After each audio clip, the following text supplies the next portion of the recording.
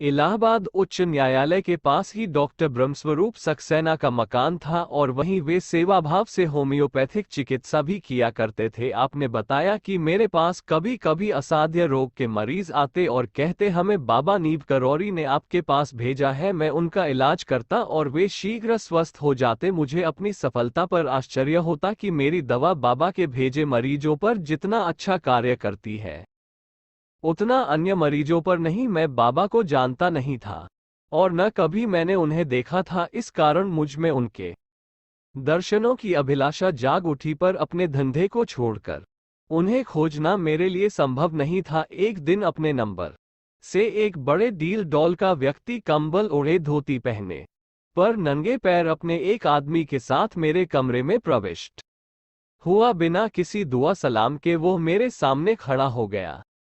पूछने पर उसने बताया कि वो हथेली में कुछ गर्मी महसूस करता है। मैंने निदान के लिए इस संबंध में कुछ प्रश्न पूछे पर उसने किसी का भी कोई खास उत्तर नहीं दिया और बोला जो दवा तेरी समझ में आवे दे दे। मैं उसके इस व्यवहार से कुछ विचलित तो हुआ ही, पर मैंने आजमाइश के तौर पर एक दवा 3 दिन के लिए बना दी और चौथे दिन आकर हाल बताने को कहा। वह बोला इतनी थोड़ी दवा से क्या होगा, बहुत तादाद में बना दे। अब हम जा रहे हैं, फिर नहीं आएंगे। अपने साथ के आदमी से उसने मुझे 20 रुपये देने को कहा। मैंने उसकी वेशभूषा और बोलने के ढंग से अनुमान लगाया कि वह अवश्य कोई बाबा है, पर उस समय कार्य की व्यस्तता के कारण ये ध्यान में नहीं आया कि वे बाबा नीब करौरी भी हो सकते हैं। मैंने एक बड़ी शीशी में वह दवा भर कर दे दी। उस आदमी ने 10 रुपये के 2 नोट मेरी मेज में रख दिए। मेरे मना करने पर भी कि मैं साधुओं से दवा के पैसे नहीं लेता, वह नहीं माना। दवा लेकर वे दोनों चले गए।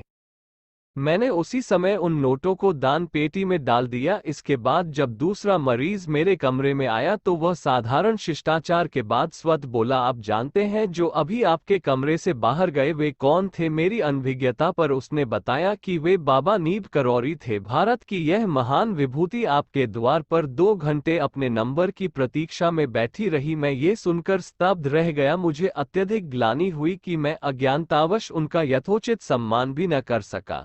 बाहर खोजने पर भी वे नहीं मिले।